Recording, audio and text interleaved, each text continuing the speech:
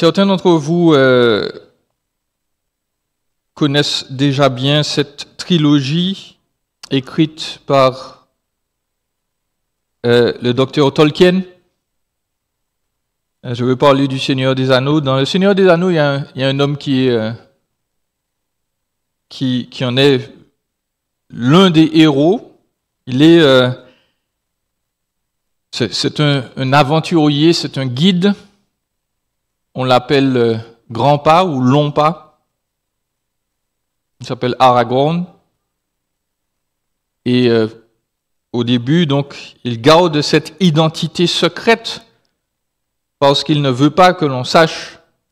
Il est l'héritier d'Isildur, celui qui avait un jour eu l'opportunité de vaincre le mal et puis qui s'est laissé corrompre par lui. Aragorn était humble, mais il était roi. Et personne ne le considérait comme tel.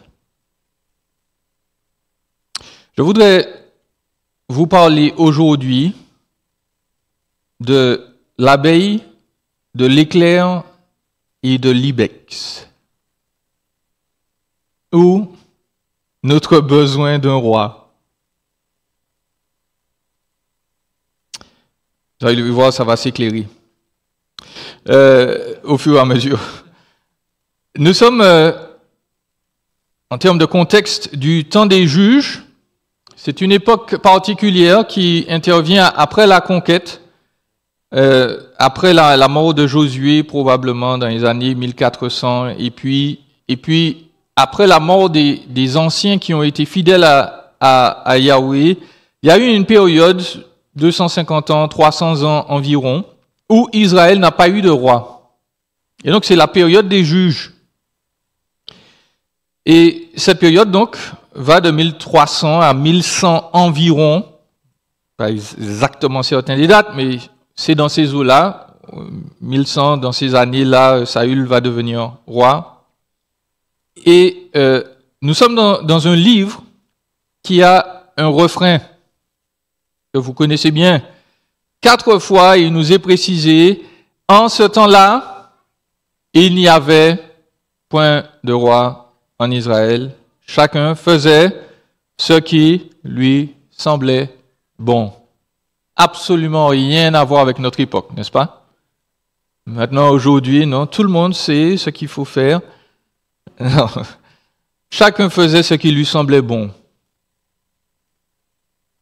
C'était un temps dangereux, on va le voir. C'était un temps dangereux spirituellement, moralement et physiquement. Ce livre des juges reflète aussi une structure ou des événements récurrents. Il y a des cycles dans le livre des juges qui peuvent être résumés sous la forme de ce que j'ai appelé la spirale vicieuse. On parle d'un cercle vicieux d'habitude, mais là c'est une spirale. Ça descend au fur et à mesure. On atteint le fond des fonds lorsque vous lirez les 3 derniers chapitres des juges, 19, 20, 21. Vous avez Israël devenu aussi idolâtre que les nations. Quelqu'un qui décide, Michée, qui décide de se créer lui-même sa propre idole, de se faire son propre prêtre. Et puis Michée rencontre un lévite qui est supposé respecter la loi, mais le lévite devient prêtre d'une idole. Et puis, s'il n'y avait que ça, on aurait pu se dire, bon, ben, ok, c'est problématique, mais survient le chapitre 20 environ des Juges, l'un des épisodes les plus atroces qu'on peut lire, parce que la tribu de Benjamin violente la femme et même pas la femme, la concubine de ce lévite-là. Et puis s'ensuit une guerre fratricide. Les Israélites sont devenus exactement comme Sodome et Gomorrhe, et même pire. Donc, dans le livre des Juges, il y a 7 cycles, 7 tours de spirale de 3 éléments, décadence, repentance, délivrance. Décadence, repentance, délivrance. 7 fois. Les Israélites obéissent à Yahweh pendant le temps du juge. Quand le juge meurt, ils se corrompent, ils reviennent au temps où ils sont esclaves. Ils disent à Dieu, pardon, on n'aurait pas dû. Et puis Dieu leur envoie un autre libérateur et ça recommence. Je l'ai dit, il faut noter dans ce livre-là la présence des femmes.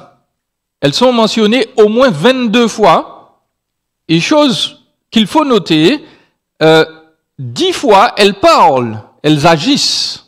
Elles ne sont pas simplement nommées, mais elles sont des actrices dans le récit, donc particulièrement dans notre histoire. Ce sont des femmes qui sont là, qui sont présentes et qui, hélas, souffrent.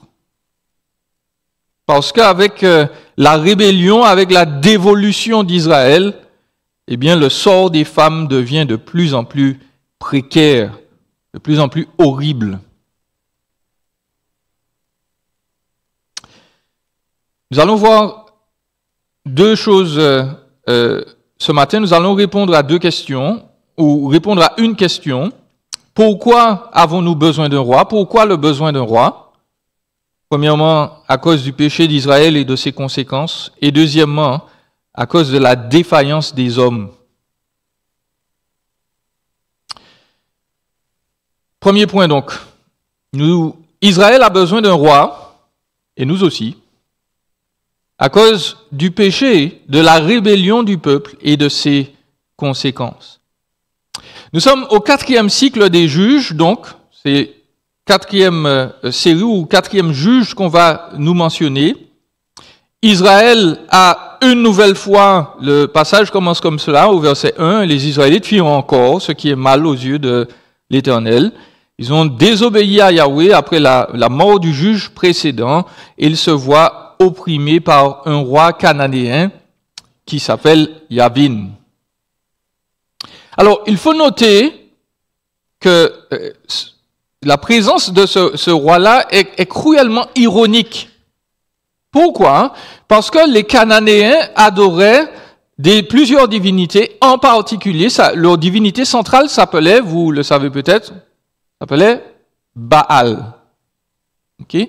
Et Baal était très important pour eux parce que c'était le dieu de la foudre, c'était le dieu de la pluie.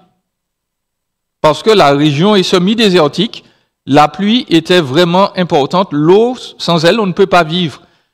Et donc, les Cananéens pensaient qu'il y avait un dieu qui s'appelait Baal. Et en particulier, lorsqu'il avait des relations sexuelles, spirituelles avec son épouse, Ashtera ou Isis ou Ishtar, eh bien, c'est là que les Israélites ou les Cananéens pouvaient obtenir la pluie. Sauf que les Israélites savaient que Baal n'était pas un vrai Dieu. Ils devaient adorer Yahweh, l'Éternel, celui qui les avait délivrés d'Égypte. Or, ils abandonnent Yahweh pour se consacrer à Baal et à Astarté. Et c'est ironique. Parce que, précisément, Dieu leur dit, très bien, vous voulez servir Baal, mais je vais vous donner quelqu'un pour mettre qui sert Baal. Et vous allez voir combien c'est agréable, entre guillemets, de servir Baal. Et Yavin, c'est un roi cananéen, il adore Baal. Et il opprime Israël. C'est une illustration du fait que lorsque nous adorons quelque chose qui n'est pas Dieu, quelle que soit cette chose ou cette personne, elle va nous rendre tôt ou tard esclaves et elle va détruire notre vie. Yavin et Sisra, ils sont inconnus de l'histoire. Les grands historiens ne les reconnaissent pas comme vrais, mais nous savons que la Bible ne ment pas. Yavin et Sisra, il faut probablement penser que ce ne sont pas des prénoms, mais des titres en fait. Comme par exemple Pharaon. Pharaon, ce n'est pas un prénom, c'est un titre. Et Yavin, c'est le deuxième au moins, parce qu'il y en a un autre qui est mentionné dans Josué 11. Certains veulent relier les deux, mais en termes de chronologie, ça ne fonctionne pas. Il y a un autre Yavin qui nous est mentionné dans Josué 11 et que Josué justement a éliminé. Sauf que vous notez, voilà, il y a un Yavin 2 qui intervient plusieurs dizaines d'années plus tard et qui opprime Israël. Yavin, il est mentionné que 2 ou 3 fois dans le texte, alors que son général, Sisera, qui est probablement un titre aussi, parce que Sisera, ça veut dire formation de combat. Donc, probablement, son rang dans l'armée, c'est Sisera qui occupe le premier rang en tant qu'acteur dans le récit. Sisera habite la ville de Haroshet Goïm, on va le voir sur la carte tout à l'heure, c'est-à-dire la forêt des païens. C'est une ville qui est située près de la Méditerranée, sur l'ouest d'Israël. Et Sisera est important parce qu'il dirige l'équivalent des chars de l'époque. Il a une arme secrète, une arme suprême, qui s'appelle le char de fer. Les chars, à cette époque, étaient une grande invention parce que les armées avaient surtout de l'infanterie et puis des archers. Les chars pouvaient être protégés par des boucliers. Et puis, les chevaux, là, ils n'avaient pas peur des gens, on les dressait pour ça. En fait, dans certains cas, on lâchait simplement les chevaux sans personne dessus. Et puis, ils écrasaient tout le monde pendant qu'ils étaient au combat. Mais avec les chars, c'était devenu encore plus facile. Non seulement les chevaux pouvaient vous renverser et vous écraser, mais dans les chars, il y avait des archers, il y avait des gens qui avaient des lances, et ils pouvaient démoraliser et détruire une armée normale. Et Sisera avait 900 chars, ce qui est énorme. Là aussi, même si on ne parle pas de Sisera, il y a d'autres écrits de l'histoire qui nous mentionnent que de tels nombres étaient communs à l'époque. Le texte nous précise que les Israélites étaient oppressés, ils étaient littéralement écrasés, figurativement, sous les roues des chars avec violence. Ils avaient peur de sortir de chez eux et Israël avait même abandonné certaines des villes du nord pour échapper à la violence cananéenne. Vous pouvez le lire dans Juges 5, versets 6 et 7. Il y a des villes au nord, là, les gens se sont dit, on ne veut pas rester là parce qu'à chaque fois, on se fait tuer par Sisera et son armée. Et donc, nous devons noter, le péché des Israélites n'est pas sans conséquence. Désobéir à Dieu est très plaisant pendant quelque temps, et puis on en recueille le fruit après. Et lorsque l'on fait des choses contre sa conscience et contre la loi divine, eh bien, à un moment ou à un autre, nos vies sont marquées par la rébellion et nous devenons esclaves de ceux que nous avons adorés. Nous devenons esclaves de ceux qui nous retient loin de lui. Il n'y a jamais de péché sans conséquence. Ça n'existe pas. Deuxièmement, pourquoi le peuple a-t-il besoin d'un roi? Eh bien, à cause de la défaillance des hommes. Et nous allons là explorer les autres personnages de notre récit. Nous allons parler premièrement de l'abeille. Et l'abeille, vous savez qui c'est? Ben, c'est Déborah. C'est ce que son nom veut dire. Déborah, en hébreu, ça veut dire abeille. Ou peut-être l'oratrice, si on change un peu le mot. Mais la signification première, c'est ça. C'est une abeille. Elle est occupée en Israël. Elle parle de la part de Dieu. On nous précise au verset 4 que Déborah, elle est prophétesse. Elle est mariée.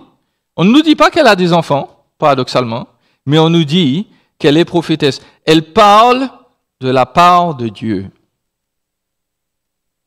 Elle agit, elle dit aux Israélites les messages que Dieu veut leur donner. Et non seulement elle parle de la part de Dieu, mais au verset 4 toujours, on nous précise qu'elle était juge en Israël. Le mot veut dire qu'elle gouverne le peuple en lui donnant les instructions de la loi premièrement. Le peuple va la consulter en fait de manière si régulière qu'elle possède son lieu connu, son tribunal de jugement. C'est le palmier de Déborah, au nord d'Israël. Elle est présentée comme l'équivalent justement de Sisra dans le récit, qui servait Yavin, parce qu'elle est nommée extrêmement souvent. Et un auteur fait justement remarquer que normalement, la situation de Déborah a l'air limpide et claire, mais précisément, le fait que Déborah soit là est une anomalie. Pourquoi?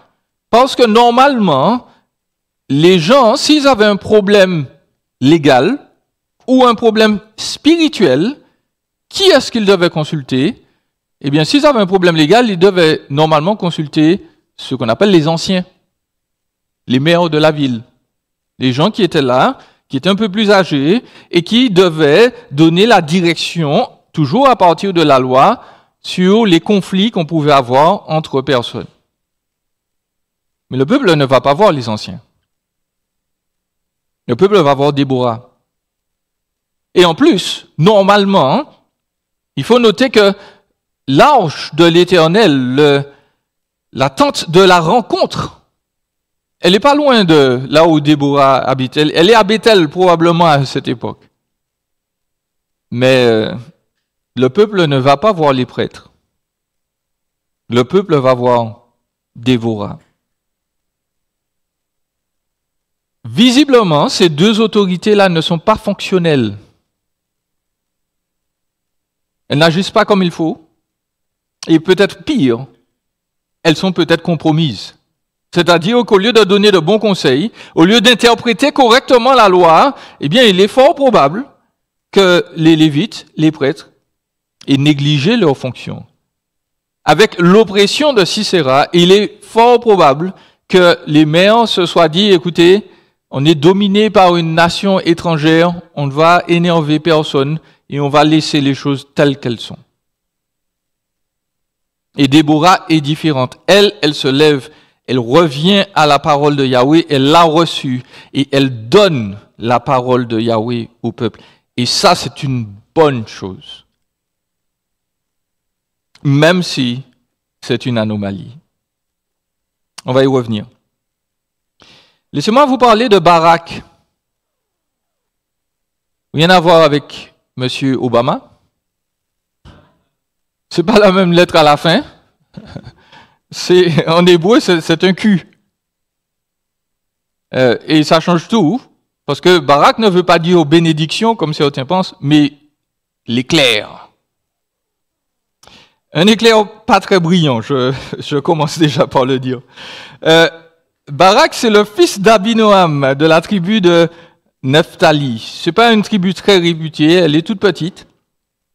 Et Barak reçoit donc une prophétie et un ordre de la part de Yahweh. De la part de Yahweh par la prophétesse Déborah. Déborah lui dit, écoute, je te fais une prophétie, tu vas vaincre Yavin.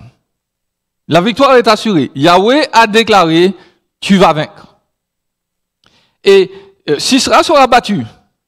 Yahweh va faire un miracle pour toi. Le Dieu d'Israël va intervenir.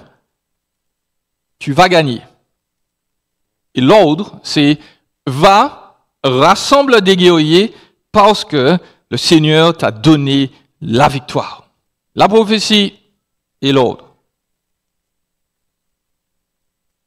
Yahweh lui a même promis de littéralement traîner Sisera et son armée à un lieu précis. Yahweh lui dit, non seulement tu vas gagner, mais je te dis exactement où tu vas gagner et je te dis comment tu vas gagner. C'est moi qui vais emmener Sisera à cet endroit-là et moi qui vais m'assurer de sa défaite. N'aie pas peur, vas-y.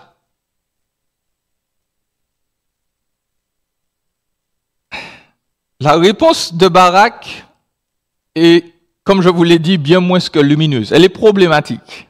Et certains commentateurs et certains pasteurs ont essayé, d'arrondir un peu les choses et de dire, bon, vous savez, Barak, il répond à Déborah, écoute, si tu viens avec moi, j'irai. Si tu viens pas, ne compte pas sur moi. Et certains interprètent ça pour dire, écoute, ça veut dire que Barak considère que Déborah, c'est la représentatrice de Dieu, et il a besoin de la présence de la représentatrice de Dieu là avec lui pour s'assurer de gagner. Écoutez, bibliquement, non. Je vois pas comment on peut justifier ça. La réponse de Barak est un peu comme celle que fait, ou la promesse que fait Jacob dans Genèse 28, verset 20. Jacob, il fuit son frère parce qu'il a menti, il a volé le droit d'aînesse de son frère, il a volé l'identité de son frère, il a volé la bénédiction de son frère, il s'enfuit, il est en chemin et il a un rêve où Dieu lui dit, écoute, je te pardonne, je te fais grâce, je serai avec toi, tu vas revenir là, tu vas me servir, je suis avec toi. Il fait ce rêve de l'échelle là. Et Jacob voit ce rêve et sa réponse est la suivante. Si tu me ramènes, je vais t'offrir un sacrifice. La réponse est commerciale. La réponse, c'est pas une réponse de foi là. Là, il veut faire un deal avec Dieu. Il a dit, tu te dis que tu es avec moi, mais on n'est pas sûr. Si moi je survis tout ce qui m'arrive, et puis que tu me ramènes ici, là, tu seras mon Dieu. La réponse de Barak est quasiment identique. Il dit, si tu viens, si tu es avec moi, c'est bon, j'y vais. Si tu viens pas, je n'irai pas. Autrement dit, je vais désobéir. Et donc, ça c'est un problème.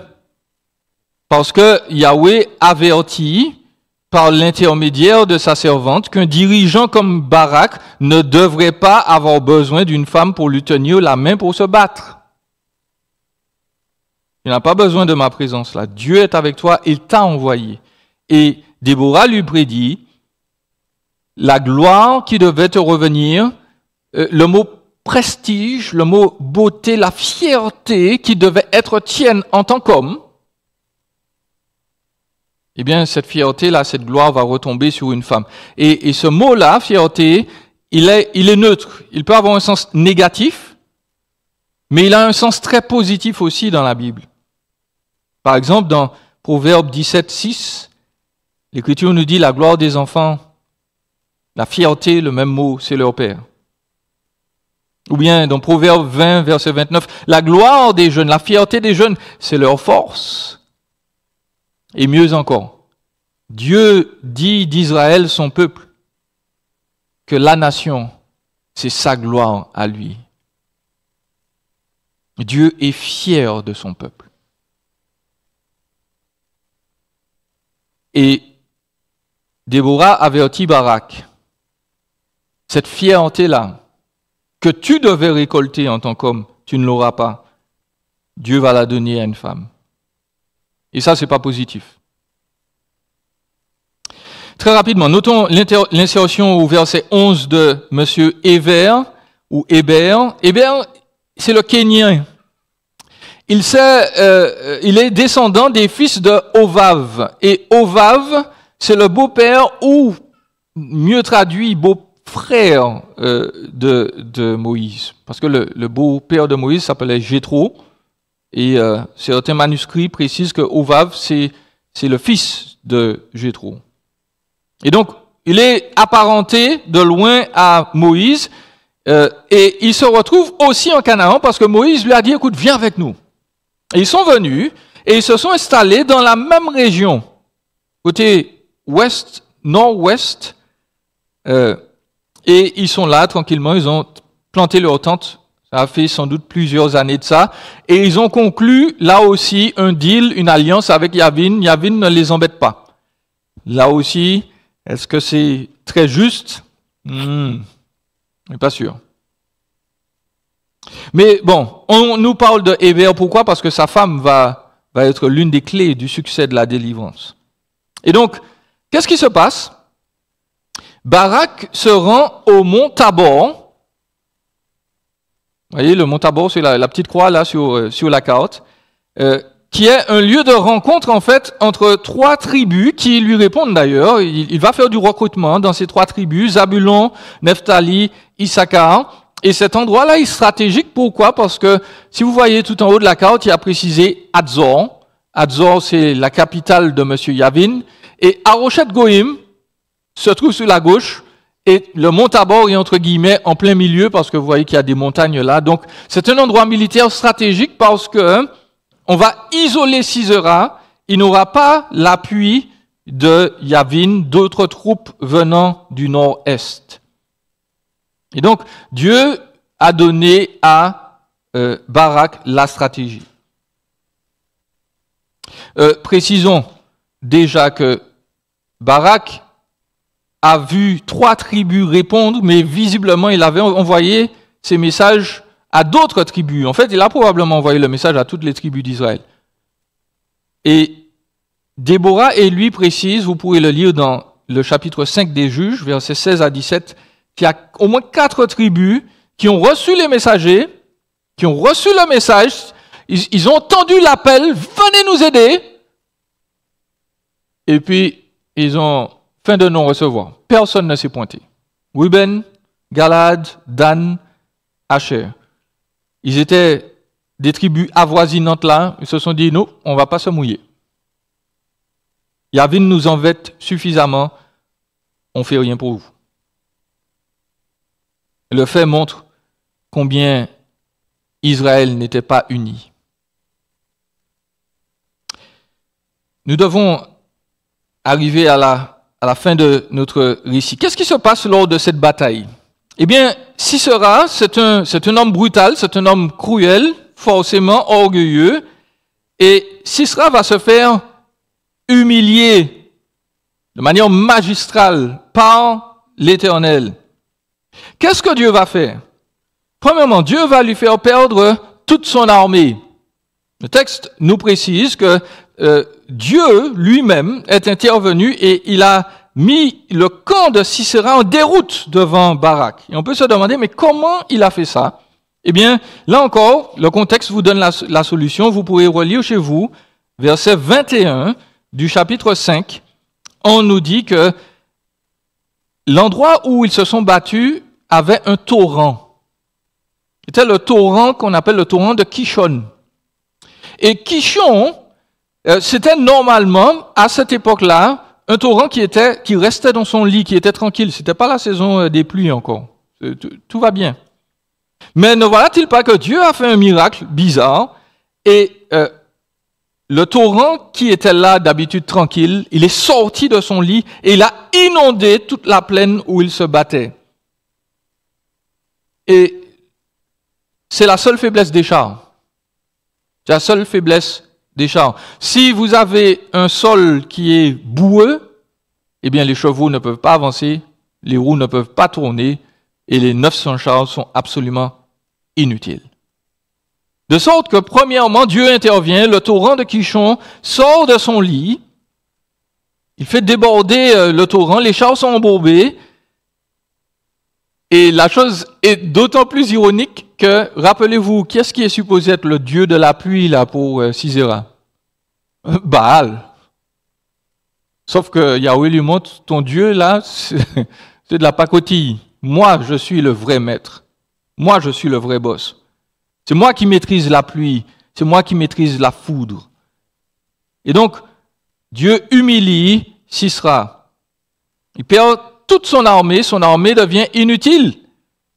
Ensuite, ils s'enfuient tellement qu'ils veulent retourner chez eux, et chez eux se trouve à 50 km environ du mont Tabor. Donc, les gens de Sisera sont en train de s'enfuir 50 km là, rapidement à pied. Les Israélites, bien entendu, les déciment en chemin. Et le char de Sisera, qui était son arme la plus puissante, ne le délivre pas. Lui-même, Sisera est obligé de s'enfuir à pied. Ça, c'est ironique, ça. Il est obligé de s'enfuir à pied et il va être tué par une femme. Et ça, pour un homme de l'époque, c'est l'un des déshonneurs les plus grands que vous pouviez avoir. Parlons d'elle rapidement. Parlons de l'Ibex. On va parler de Yaël. Parce que c'est ce que son nom veut dire. Son nom veut dire chèvre sauvage. Encore une fois, on est très heureux que les temps changent et que des noms changent aussi. Mais voilà, son nom veut dire que voilà, c'est une grimpeuse, c'est une femme tenace qui n'a pas peur des hauteurs. Yaël, c'est la femme de Héber le Kénien, dont on a parlé au verset 11. C'est une femme faible en apparence. C'est une femme gentille. Elle est hospitalière. Elle dit à Sisera, viens, entre chez moi. Mais c'est une exécutrice, une assassine et une héroïne. Elle va l'accueillir et elle va l'émasculer figurativement. Pardonnez-moi le terme. Il entre, il demande de l'eau, elle lui donne du lait. Le lait, donc, c'était la base des aliments comme le fromage, le beurre. C'était un aliment de luxe, figurez-vous, à l'époque, parce qu'on ne pouvait pas le conserver. Il n'y avait pas de réfrigérateur à l'époque. Donc, le lait, on le gardait une journée, et puis dans la chaleur, ça se gâtait très vite. Il était changé en crème, il était changé en fromage. Et là, le lait, c'est un aliment de luxe, certes, mais nous notons ailleurs dans l'Écriture, Paul dit aux Corinthiens, vous en êtes encore au lait. Le lait, c'est la nourriture des enfants. Donc pour moi, il y a le double entendre là. Elle lui fait un banquet, entre guillemets, elle déploie l'argenterie, le tapis rouge, mais en même temps, le tapis rouge est moqueur parce que il dit, tu es un gamin, mon ami, tu as besoin d'un peu de lait pour te réconforter, tiens, je vais t'en donner. Autre humiliation. Troisième humiliation. Elle va servir de soldat à Sisera. Et Sisera, lui, sera la femme dans notre récit. Pourquoi je dis ça? Verset 20. Il lui dit encore, tiens-toi à l'entrée de la tente, et si quelqu'un vient te questionner en disant, y a-t-il quelqu'un ici? Tu répondras, non. Donc, deux choses. Normalement, qui est-ce qui restait dans les tentes? C'était les femmes et les enfants. Elles ne sortaient pas des tentes. Deuxièmement, elle le traite comme un soldat, ou il la traite comme un soldat. Il dit, écoute, tu vas surveiller pour voir si quelqu'un veut me tuer, etc. Donc, c'est elle, la soldate, c'est lui, la femme. Il se cache dans la tente. Mais l'hébreu ironise encore plus, parce que l'hébreu nous dit, il n'a pas simplement dit, y a-t-il ici quelqu'un? Littéralement, c'est, y a-t-il un homme ici? Et elle est supposée répondre, non, il n'y a pas d'homme ici. Il y a une femme et une femmelette. C'est ce qui est supposé. Donc lui-même, c'est vraiment super ironique, lui-même il s'émascule. Il dit, écoute, je ne suis pas un homme. Finalement, le pire, Yaël tue Sisera avec un pieu de tente. Remarquons on peut se dire, comment elle a eu la force pour faire ça? Bon, dans cette culture-là, c'était les femmes qui montaient les tentes. Donc, elles avaient l'habitude de manier le marteau et les pieux. Et donc, elle a la force et l'expérience nécessaires pour le faire. Mais là encore, on a une humiliation suprême pour Sisera, parce que dans le livre des Juges, on va réutiliser ce mot-là, lui planter un pieu. Bon, c'est la même chose qui est utilisée au chapitre 16 ou 17 pour nous parler de Dalila et Samson. Appelez Dalila et Samson. Alors, l'Écriture nous mentionne qu'elle l'a endormi sur ses genoux. Alors, le texte est très vague. Hein. Je ne crois pas qu'elle l'a endormi en musique. Hein. C'est pas que... Le texte suppose qu'il y a quelque chose qui s'est passé, que je ne citerai pas. Je laisse votre imagination remplir les blancs. Et puis, le texte nous dit que pendant que Samson dort, elle attache ses tresses et puis elle essaye de les clouer par terre avec un marteau parce que Samson lui a dit, écoute, si on attache mes cheveux d'une manière et puis si on les cloue là avec tel instrument, eh bien je vais perdre ma force. C'est faux. Mais bon, il n'empêche. La même chose est utilisée là. L'idée c'est que on veut faire l'homme perdre sa force. Bref, Yaël, c'est la guerrière de l'histoire. C'est elle qui pose la cerise sur le gâteau. Barak et son armée détruisent l'armée de Sisera, mais la personne qui va détruire le personnage le plus important, c'est elle, c'est Yaël.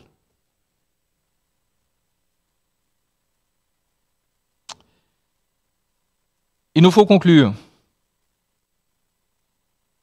Et nous devons relater le fait que le peuple a oublié sa mission. Le peuple d'Israël est dans un confort relatif. Il s'est installé là dans le peuple.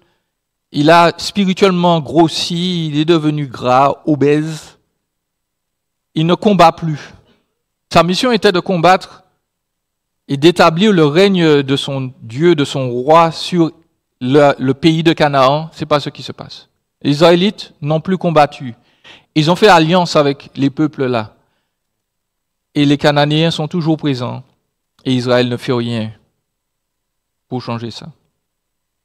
En fait, un dictionnaire nous dit que l'arc narratif des juges nous montre comment les Israélites, sans dirigeants, ils ont bifurqué d'un peuple uni, loyal à Yahweh, à un peuple divisé, avec des tribus indépendantes, en conflit, qui servent Baal, qui adoptent des pratiques païennes, cananéennes. Le fait que Déborah ait été suscitée comme juge n'est pas forcément un signe que Dieu bénit son peuple. Israël est en soins critiques. Et pour que le peuple ne meure pas, Dieu passe par les femmes. Je tiens à le dire, je vais le répéter. Heureusement que les femmes sont là. Parce que si elles n'étaient pas là, le peuple d'Israël serait vraiment parti dans la banqueroute.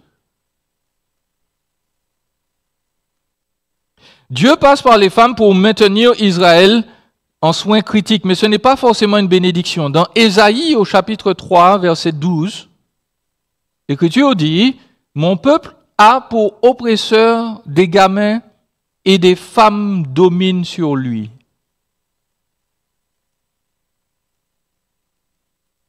Et ce n'est pas un compliment. Dieu ne prévoit pas cette situation comme quelque chose de normal. Donc vous l'avez là, les tribus ne sont pas unies. Les hommes sont démobilisés. Barak, c'est un éclair, mais il n'est pas très brillant. Il représente la jante masculine qui a des capacités, mais qui est démobilisée, qui ne veut pas s'engager. Il a besoin que Déborah lui tienne la main. Il va perdre la gloire, il va perdre le prestige. Et Yaël, elle, va le gagner, ou va les gagner. Yaël, elle est obligée de combler le défaut d'homme par sa finesse, par sa force toute féminine. Et heureusement qu'elles sont là toutes les deux. Israël a besoin d'un roi. Israël a besoin d'un homme qui va protéger, qui va délivrer et élever son peuple. Et ce roi-là va être David, l'archétype du roi parfait, l'ancêtre de Jésus. Il faut que je termine avec 3 applications. Premièrement, nous avons besoin de cohésion, frères et sœurs. On va passer aux applications exactes. Cohésion. La première chose qu'il nous faut noter, c'est que en tant qu'Église, en tant que peuple de Dieu aujourd'hui, on ne peut pas gagner de bataille spirituelle si chacun de nous reste isolé dans son coin. Israël n'avait aucune cohésion nationale. Chacun faisait ce qui lui semblait bon. Il n'y avait pas de projet commun, il n'y avait pas de drive, de direction. Il n'y avait personne pour les pousser, leur dire « allons-y ». Chers amis, en tant qu'Église, on ne peut pas être comme ça. Nos ministères ne peuvent pas fonctionner chacun de son côté, et puis chacun pour soi, et Dieu pour la compagnie. Ce n'est pas comme ça qu'on fonctionne en tant qu'Église. Nous avons besoin de nous rassembler. Nous avons besoin de rester préoccupés par l'Église, pas seulement par nos problèmes personnels. Nous devons ouvrir les yeux et nous dire comment je peux servir dans mon assemblée, comment je peux contribuer à l'unité du peuple de Dieu. J'ai des projets, parlons-en à d'autres. Voyons comment on peut rassembler d'autres personnes dans le projet qu'est l'Église chrétienne du plateau. Et si nous pensons simplement à rester chez nous, à vivre une vie confortable, rappelons-nous que celui qui nous a aimés n'a jamais eu de maison, ou il en a eu une très peu de temps, et puis il a dit « Mon royaume n'est pas de ce monde ». La deuxième chose dont nous avons besoin, que le texte nous enseigne, c'est que nous avons besoin de vraie féminité et de vraie masculinité. Nous vivons à une époque où on veut redéfinir qui est un homme, qui est une femme. Et je me permets de dire très rapidement en passant que les gens qui font ça souvent ne réalisent pas que les personnes qui vont souffrir le plus de tout ça, ce n'est pas les hommes, c'est les femmes.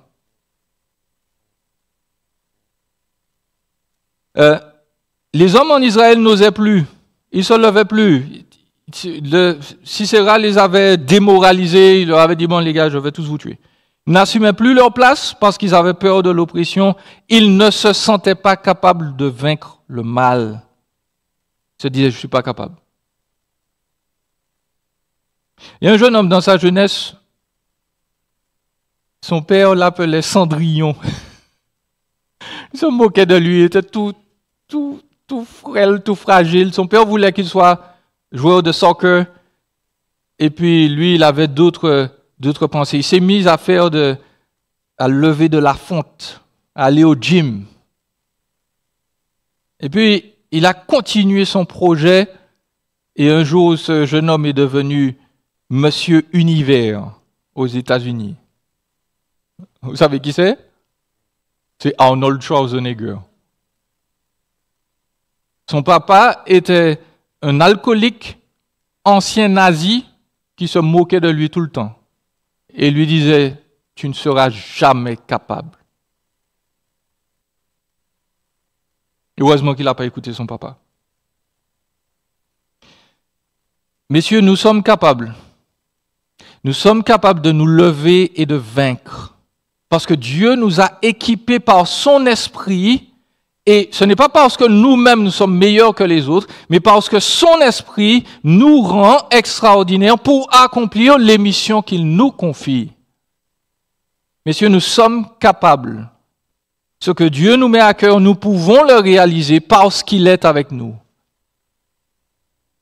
Nous pouvons assumer nos missions, nous pouvons gérer le quotidien, nous pouvons prier pour notre sanctification, nous pouvons agir pour la sanctification de nos familles, de notre Église, de notre province. Nous sommes capables. Ne laissons personne nous dire que nous ne pouvons pas. Mesdames, le texte nous rappelle combien vous êtes importantes. Si Déborah, si elle n'avait pas compensé pour l'absence et les erreurs des hommes, la société israélite se serait délitée. Et aujourd'hui encore, c'est très vrai dans beaucoup de circonstances. Si les femmes ne sont pas là pour assumer parfois les manquements des hommes, eh bien la société va être dans un état lamentable.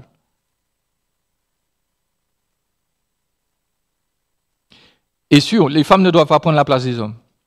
Mais Dieu va préférer mettre une femme en place plutôt que de laisser le peuple dans le chaos. Donc, mesdames, vous êtes importantes. Nous devons écouter la sagesse que Dieu vous donne. Vous n'êtes pas stupides. Vous avez reçu la grâce de Dieu pour conseiller, pour aider. L'Église doit vous encourager verbalement, doit vous donner des avenues d'expression d'une manière biblique. Vous êtes à votre place. Une église ne peut pas avancer sans hommes qui osent et sans femmes solides. Et puis, je voudrais simplement rappeler à tous, et je le dis avec beaucoup de respect, je suis français. Les Français n'aiment pas les rois. Hein? Vous vous rappelez le dernier roi de France? Ce qui lui est arrivé? Il n'a pas gardé la tête sur les épaules. Les Français n'aiment pas les rois. Mais c'est écrit là, il n'y aura pas de paix, d'unité, de stabilité, d'amour vrai dans une nation si nous n'avons pas le roi des rois. Pas un premier ministre, pas un président qu'on a voté. Le Créateur, le roi des cieux, il est venu parler à la France, il est venu parler au Québec et lui dit, soumets-toi à moi. Parce que c'est moi le meilleur, c'est moi ton meilleur. Il n'y a rien de meilleur dans ce monde que d'être mon serviteur, que d'être ma servante. Soumets-toi à moi, parce que moi je vais te donner la paix. Je vais te donner l'amour que tu n'as jamais reçu. Pourquoi? Parce que je suis mort pour toi. Je t'ai montré par ma vie, par ma mort, par ma résurrection, que si tu me fais confiance, tu auras la paix.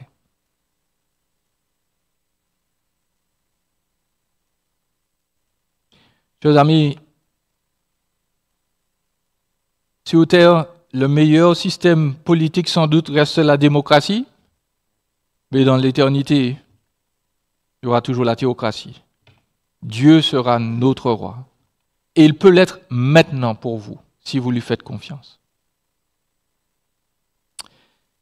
Prions. Seigneur, merci de te glorifier dans la vie de tes enfants. Merci pour la grâce que tu nous fais de nous délivrer, même quand nous sommes en manquement, même lorsque nous sommes découragés, même lorsque nous avons fait des compromis que nous ne devons pas faire. Je veux te remercier pour les hommes de cette assemblée. Je veux te remercier parce que la majorité d'entre eux sont fidèles. Ils te cherchent. Et parce qu'ils te cherchent, je sais que tu te laisseras trouver par eux. C'est ta promesse. Tu vas continuer de les fortifier. Tu vas continuer de les édifier. Tu vas les utiliser là où ils sont, comme ton arme de lumière, comme ceux qui vont guérir, restaurer ce pays. Seigneur, rends-les forts. Lorsqu'ils n'ont pas entendu de la part de figures paternelles des mots d'amour, des mots d'encouragement, encourage-les, relève-les, redresse-les. Et donne-nous en tant qu'hommes, Seigneur, d'être des exemples, non seulement dans nos foyers, dans notre Église, mais dans cette société qui a besoin de toi. Et ne laisse personne, Seigneur, les décourager. Seigneur, merci pour les sœurs de cette assemblée qui combattent vaillamment le bon combat de la foi. Donne-leur, elles aussi, d'être encouragées, d'être fortifiées parce que tu veilles sur elles. Et tu te sers aussi d'elles pour révéler ta lumière dans cette société qui en a besoin. Seigneur, encourage-les. Tu vois que beaucoup souffrent, guéris-les, restaure-les. Et que par la grâce que tu leur donnes, des vies soient changées et que notre province du Québec soit rendue plus belle spirituellement devant toi. Seigneur, bénis ton Église du plateau. Utilise-nous pour ta gloire. Au nom de Jésus. Amen.